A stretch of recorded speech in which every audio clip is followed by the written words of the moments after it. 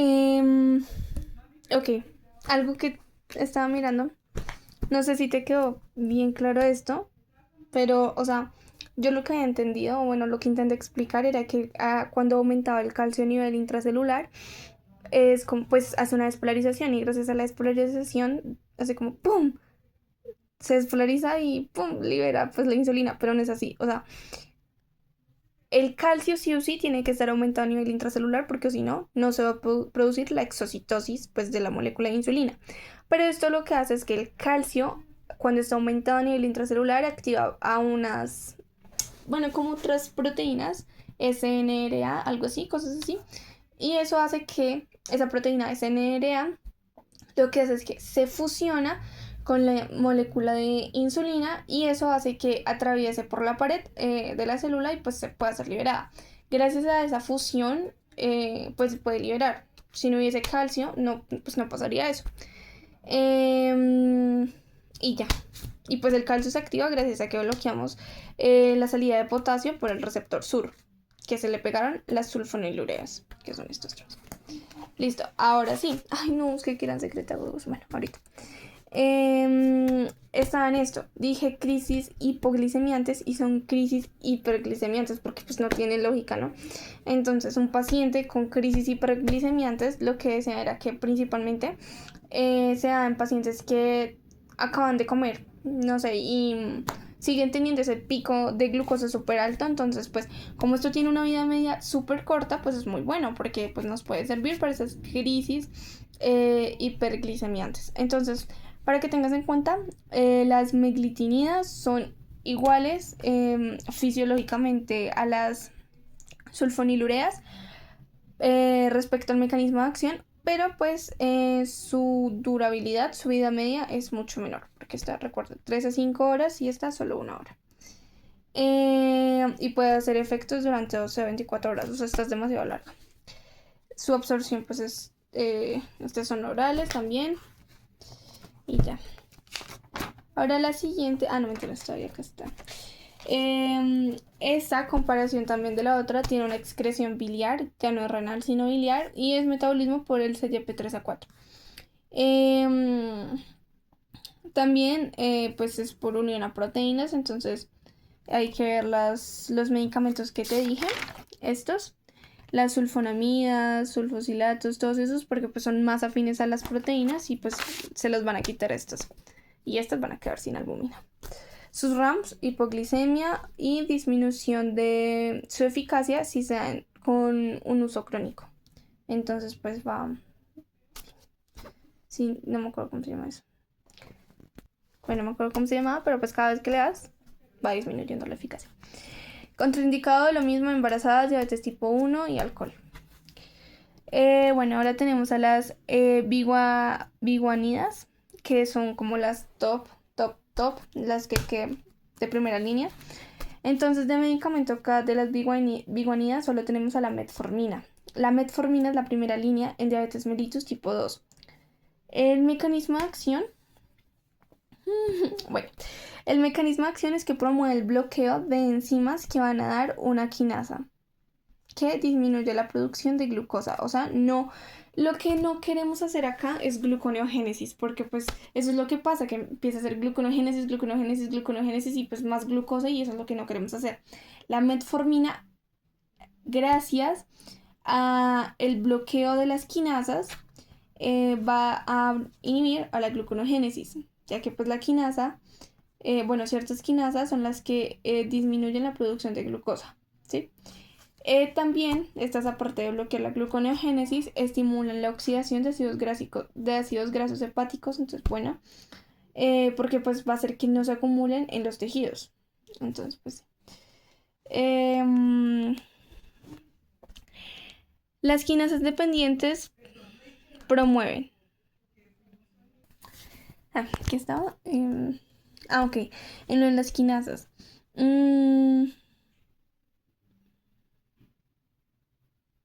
ah, las quinasas van a promover la disminución de conversión de piruvato, lo que hace, o sea, el lactato se convierte en piruvato. Entonces lo que hacen las quinasas dependientes es que disminuyen esa conversión de lactato a piruvato.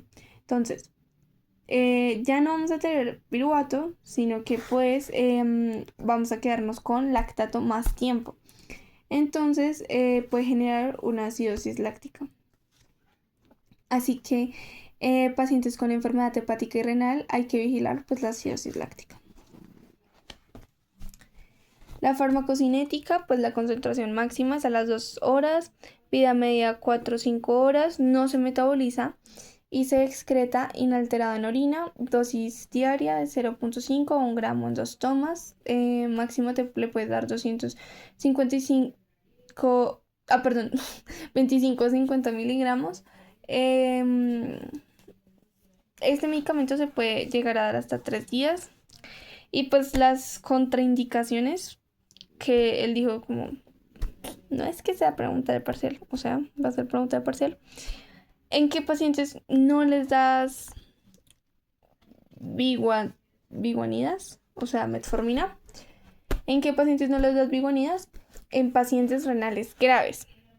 No quiere decir que en todos los pacientes renales no les pueda dar, sino en pacientes renales que su tasa de filtración glomerular está en menos de 30 mililitros.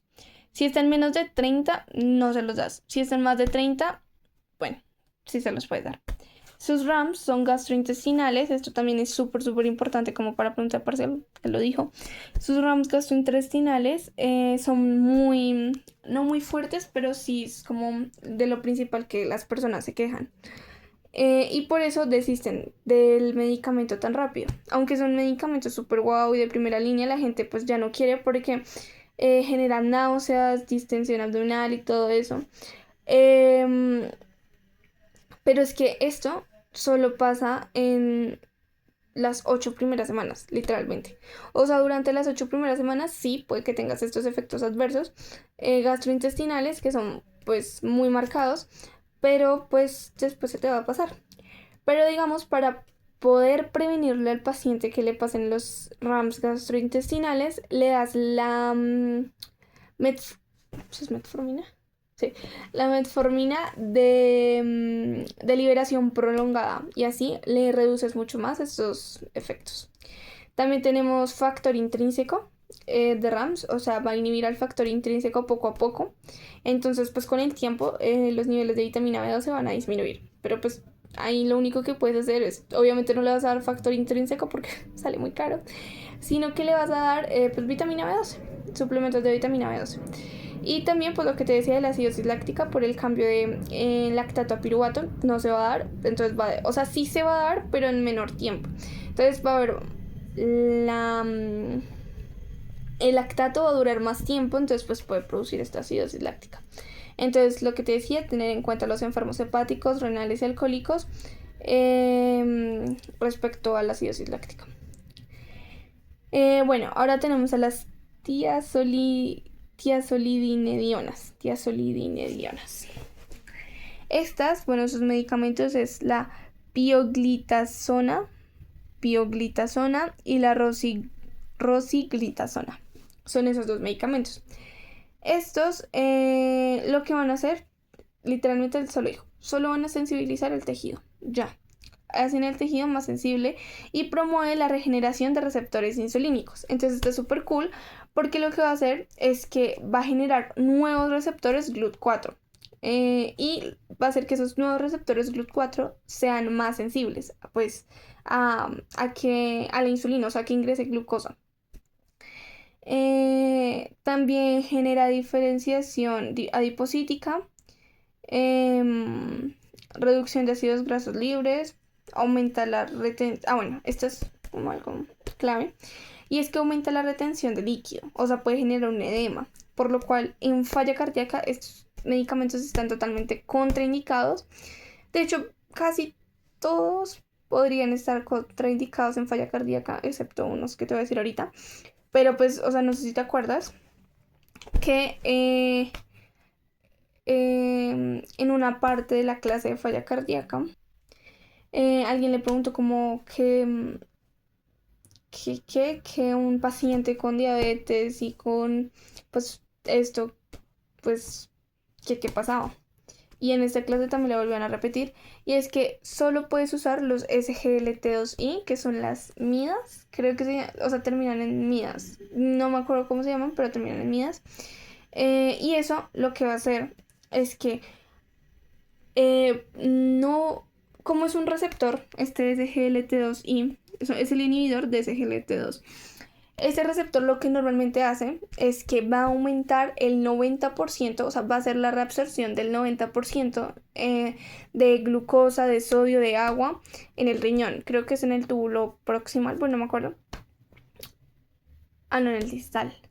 Bueno, hace la reabsorción de todo eso. Al inhibir esto, pues realmente le estamos diciendo chao a todo eso y todo eso va a seguir derecho. Pero esto es muy bueno porque no te va a causar hipoglicemia severa ni nada de eso. O sea, literalmente solo necesitas una buena hidratación y ya. Entonces no hay picos hipoglicémicos con esos SGLT2, sino que, o sea, aún así tú le estés sacando glucosa y toda la cosa por orina, porque pues de por sí va a tener pues glucosuria, pero no va a tener picos hipoglicémicos. Entonces, a lo que iba en esto era que las tiazolinedionas van a aumentar la retención de líquido. Entonces genera un edema, por lo cual en falla cardíaca contraindicados. Y van a aumentar de peso. Y estas son las que más aumentan de peso. Más que las otras, de las sulfonilureas, esta te lo va a aumentar más. Entonces, pues ya sabes, en pacientes obesos también pues estaría como contraindicado. La farmacocinética es que se administra dosis diaria, absorción de 2 a 3 horas, metabolizado por el hígado en el CYP3A4 y sus RAMs, pues lo que ya decía, aumento de peso y edema, no en falla cardíaca y bueno, pues lo que ya te he dicho. Indicaciones de uso, entonces,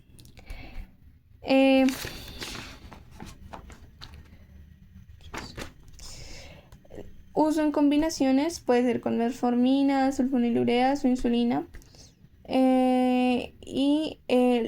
Lo que pasa con esta es que requiere de alguna insulina para funcionar. Entonces puede ser principalmente una basal, glargina. Inhibidores de... Esta es otra familia. Inhibidores de la glucosidasa, alfa-glucosidasa. Esta es una enzima. Bueno, acá está el medicamento acarbosamiglitol, que es el más frecuente. Perdón, acarbosa y miglitol, son dos medicamentos, acarbosa y miglitol, y la acarbosa es el más frecuente. Esta no es que se use todo el tiempo, es como muy seleccionada en ciertos casos. Y lo que pasa con estos inhibidores de la alfa-glucosidasa es que nosotros tenemos, o sea, cuando consumimos alimentos quedan como en almidón, dextrina y sacáridos y todo eso, ¿sí? Entonces, la glucosidasa, bueno, ayuda a disminuir esos picos de glucosa postprandial. Entonces, lo que él decía es que normalmente nosotros no absorbemos los polisacáridos como el almidón o los disacáridos. Entonces hay que utilizar una enzima para romper las cadenas de los disacáridos y de la glucosa, y pues que así la glucosa pasa al torrente. O sea, tenemos acá el almidón y hacemos tu y la glucosa, pum, pasa a torrente, ¿sí? Lo que estamos haciendo acá... bueno, sí, pasa al torrente y no siga derecho por el tubo digestivo. Porque es que si tú no haces eso, todo se va por el tubo digestivo junto con la glucosa.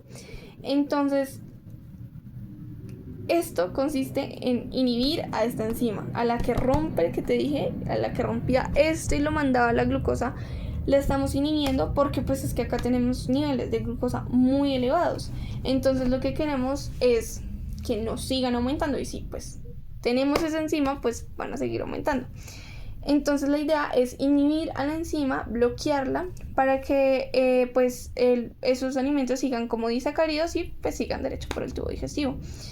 Eso va a hacer que disminuyan los picos de glucosa postprandiales, pero podría generar gas porque pues al uno pasar los alimentos derecho como en disacáridos y en almidón y todo eso y no cortarlos, por así decirlo, pues generan unos problemas de mala absorción. Porque las bacterias, o sea, al ver los alimentos como completos o bueno, en cadenas tan grandes, las bacterias lo que van a hacer es que se los van a comer, ¿sí? O sea, lo que siguió por el tubo digestivo, las bacterias que están por ahí, se lo comen. Entonces, pues sí, por eso genera gas. Y las RAMs, pues lo que te dije, flatulencia, diarrea y aumento de transaminasas hepáticas. Otro grupo que súper importante también, junto con el de la metformina, son los análogos de incretinas. Entonces tenemos el GLP-1 y el GIP.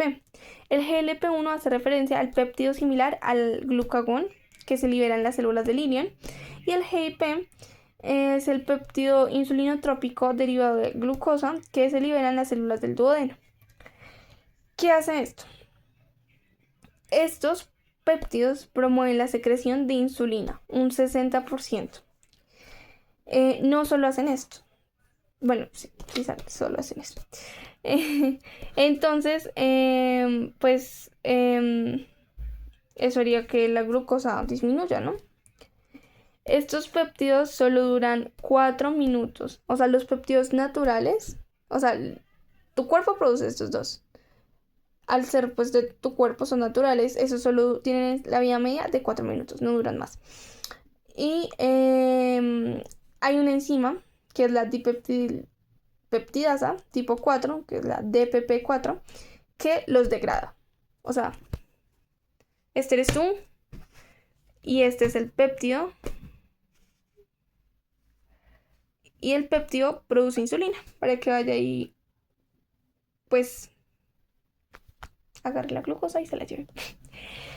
Y esta es la DPP4 y pum, se lo lleva. Y ya no hay péptido. Durante 4 minutos. O sea, después de 4 minutos hace la acción.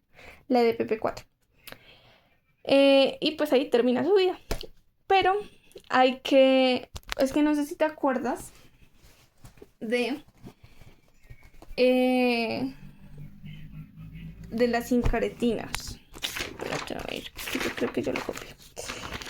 Mira, las incretinas son los mismos péptidos. O sea, cuando te hablan de incretinas, piensan en el GLP y el GIP, que son los que liberan pues la insulina. No solo te van a liberar insulina, sino que también demora el movimiento gastrointestinal para que no se absorba pues tan rápido la glucosa. Y también en el hipotálamo produce saciedad.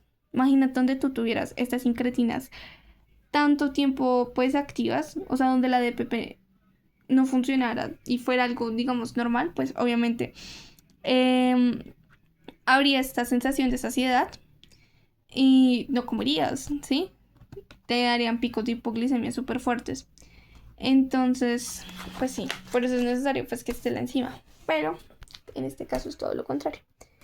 Entonces, tenemos dos grupos. Dentro de los análogos de incretinas tenemos dos grupos que son los análogos de GLP, que es un método, un mecanismo en el cual nosotros podemos darle tratamiento al paciente. Análogos de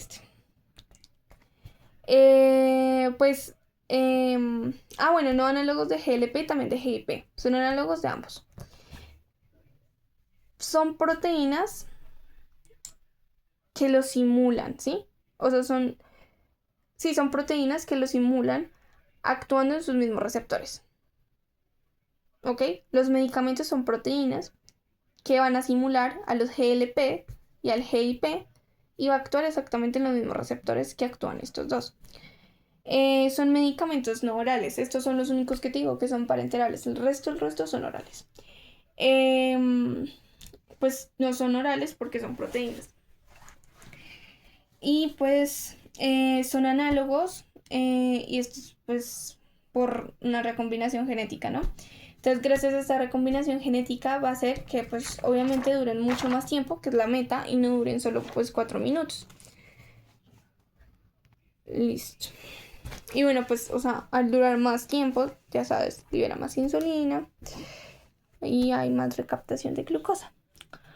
Entonces tenemos de medicamentos a la dulaglutida, liraglutida, semaglutida, las glutidas, exenatida, lisixenatida y tirsepatida. Esto es la forma de administración, entonces de semanal, diario semanal, semanal y semanal. Lo que te decía son parenterales, o sea, subcutáneas, todas. Y básicamente cualquiera de estas te sirve para lo mismo. Las terminadas en natidas, o sea, exenatida, lisixenatida, estas dos, es por excreción renal. Y las terminadas en glutidas y en patida, entonces dulaglutida, liraglutida, semaglutida,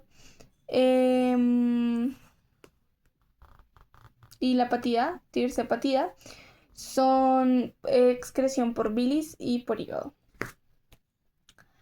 Lo que pasa con la tirsepatida es que es un dual, o sea, esta tirsepatida lo que va a hacer es que es tanto un análogo como de GLP1 como de GIP, o sea, es de ambos. El resto, esta y esta, son solo análogos de GLP1. O sea, la mayoría son análogos de GLP1, por eso es que la familia se llama así, análogos de GLP. Pero pues en realidad también están de GIP, porque pues está la tirsepatida que es dual, ¿sí? O sea, de ambos. Esto es importante. ¿Cuál es la dual? La tirsepatida.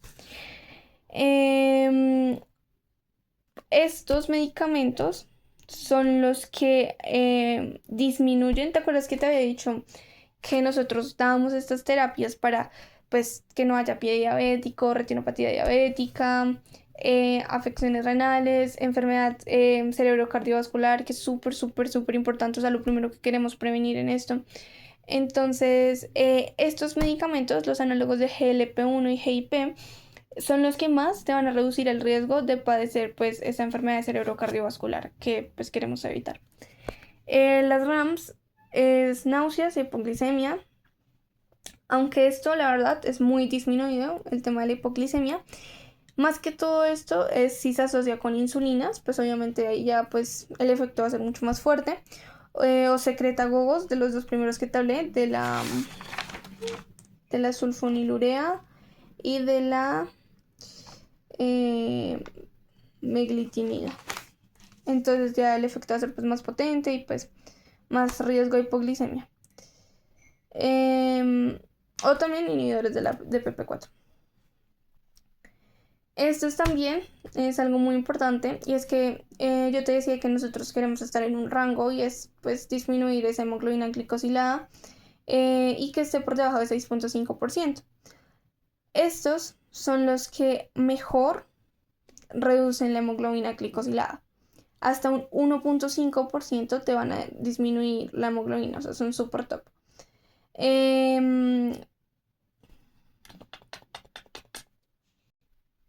Listo.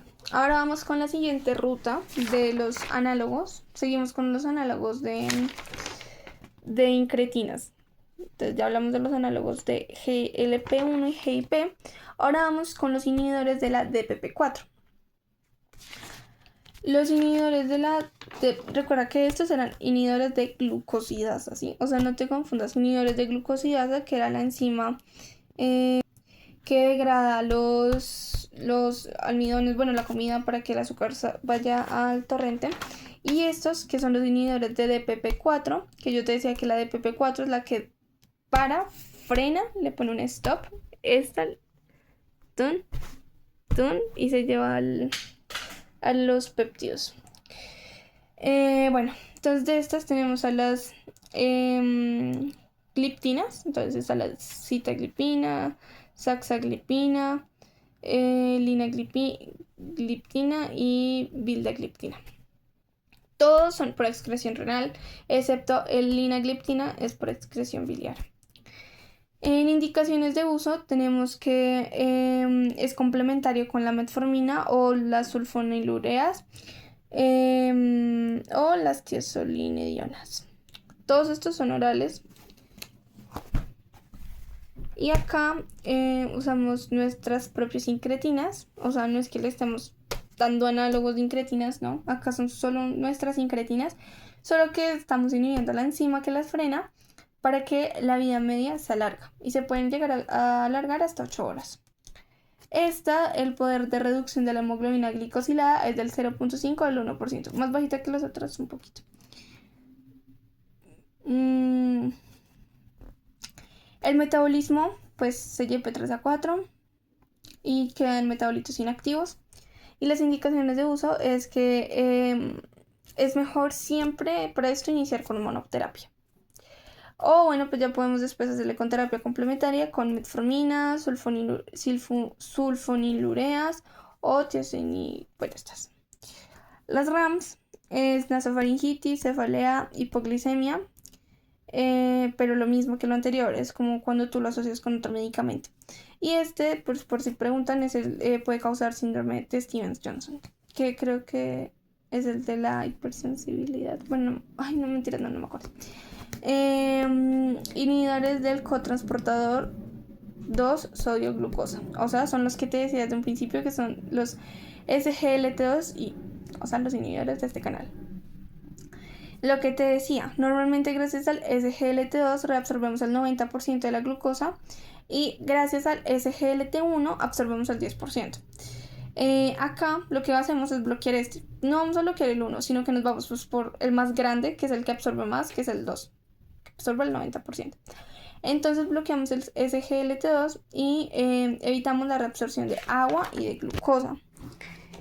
Lo bueno de estos medicamentos es que no generan un riesgo hipoglicemiante, o sea, acá si tú sacas glucosa, todo súper bien en el cuerpo, a menos de que pues le pongas otro medicamento y sea súper fuerte, ¿no? Estos sí sirven para falla cardíaca. ¿Por qué? Bueno, pues por lo que sabemos, porque los demás generan edema posiblemente, estos no, y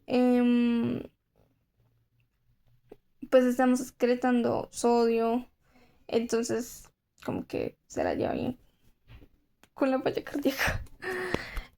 Junto con la metformina y el GLP-1, los análogos de GLP y estos SGLT2I son los top, o sea, son los tres para dárselos a pacientes que tienen comorbilidades cardiovasculares. ¿Y cuáles son esos pacientes? Pues, literalmente casi todos los que tienen diabetes. Entonces, pues principalmente creo que sea la metformina y el SGLT2, y como que si no funciona ya le aumentas que es el GLP-1, pero es como los tops para pacientes con comorbilidades cardiovasculares. La farmacocinética es que se excreta renalmente. ¿Y qué pasa? A ver, espérate. Este medicamento realmente es nefroprotector. Es muy bueno para personas que tienen falla renal. O sea, sí se puede usar. Pero el medicamento lo que pasa es que puede dejar de funcionar a medida de que la tasa de filtración glomerular disminuye. Porque pues como lo que te decía, este medicamento depende de la concentración de glucosa y de sodio que le llegue al túbulo para pues excretar. Si le llega menos concentración porque está filtrando menos, pues al haber una menor filtración va a haber una menor concentración de esto que está excretando y pues la función del medicamento pues va a disminuir. Entonces todo depende como que, o sea, sí se puede usar, literalmente digo, es un nefroprotector, pero pues mirar también el tema de la tasa de filtración glomerular, porque pues entre más disminuye esa tasa, más rápido disminuye el efecto del medicamento. La biodisponibilidad del 60-80%, metabolismo por glucuronidación. Bueno, pues esos medicamentos, los SGLT2 son las fosflocinas, lo que me había confundido, las glifosinas. Entonces, canaglifosina, dapaglifosina y empaglifosina. Creo que la que más se usa es la empaglifosina. Bueno, y ahora este es el manejo ya es como la terapia como tal. Ya terminamos las familias, ahora la terapia. ¿Cómo manejamos integralmente la diabetes mellitus oralmente? Entonces, aunque bueno, esto no es tan oral porque hay unos parenterales, ¿no? Entonces, lo vamos a medir. Siempre empezamos con la eficacia del medicamento. Entonces tenemos que la metformina tiene una eficacia alta, los SGLT2I una eficacia intermedia y los GLP-1 una eficacia alta a muy alta. Los DPP-4, los inhibidores de esta enzima, una eficacia intermedia, las tiazolinedianas, bueno, eso tiene una eficacia alta, y las sulfonilureas una eficacia alta. Entonces al principio, lo que te decía, se prefiere una monoterapia y ya luego se ven pues las posibles combinaciones. Entonces vamos a empezar para riesgo cardiovascular. Lo que te decía, metformina, SGLT2 y un siguiente paso podría ser el GLP-1. Riesgo cardiovascular, nos referimos a un montón de cosas como ateroma y todo eso, ¿sí? No solo que tengan como falla cardíaca o que no lo tengan, sino pues todo lo que envuelva lo cardio.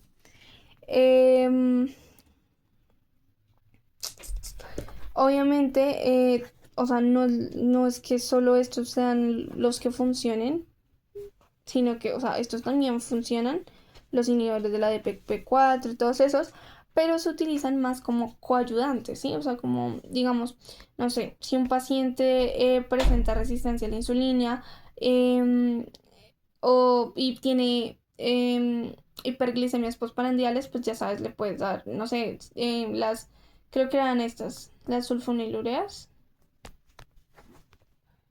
Mentiras, estas. Las meglitinidas, que te dije que, pues por su acción corta, y son secretagogos, por su acción corta, pues ayuda con los picos hiperglicémicos postprandiales, ¿no? Entonces, sí, o sea, son coayudantes. No se usan obviamente de primera línea, pero pues los puedes agregar.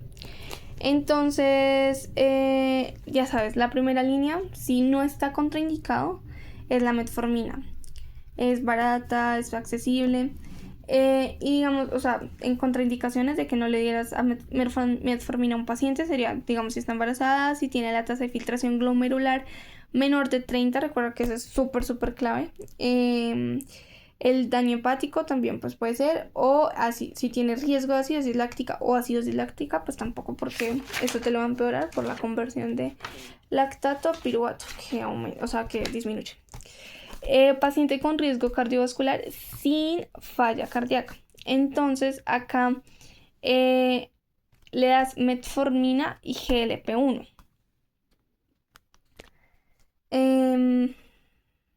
Sin falla, ¿no? Porque con falla serían los SGLT2I. Ok, mira, cosa. Falla cardíaca, diabético con falla cardíaca, entonces metformina y SGLT2I, lo que te decía. Y, sí, la empagliflozina, el más como que top de los SGLT2. Y hay un tercer escalón, por si estos dos no te funcionan y quieres sumarle uno más, pues GLP-1. Un paciente con daño renal que tiene diabetes, pues empiezas con metformina, mirándole siempre la tasa de filtración glomerular. Si es menos, pues no le das metformina, sino que solo le haces monoterapia con los SGLT2. Y si le quieres sumar uno más, o sea, si no te bastó con la monoterapia del SGLT2, pues le vas a sumar GLP-1 como la linagliptina. ¿Por qué digamos acá la linagliptina? Pues porque recuerda que todos eran excreción renal, excepto este era excreción biliar. Entonces, pues, si el paciente tiene falla renal y le damos algo que se va a excretar por riñón, pues ahí se va a quedar acumulado. Entonces, la linagliptina es muy bueno para esos temas. Algo clave que él también dijo varias veces era que los GLT-1 y los DPP-4I, que son de la misma familia, pero son dos grupos distintos, no se usan al tiempo. Y bueno, ya sabes, ya como último recurso es pues mirar las insulinas. Las de primera línea, ya sabes que son las basales. Empezar con las que tienen una vida media más larga, como pues la de Gludec, la Argina, ¿sí? De Temir, todas esas. Y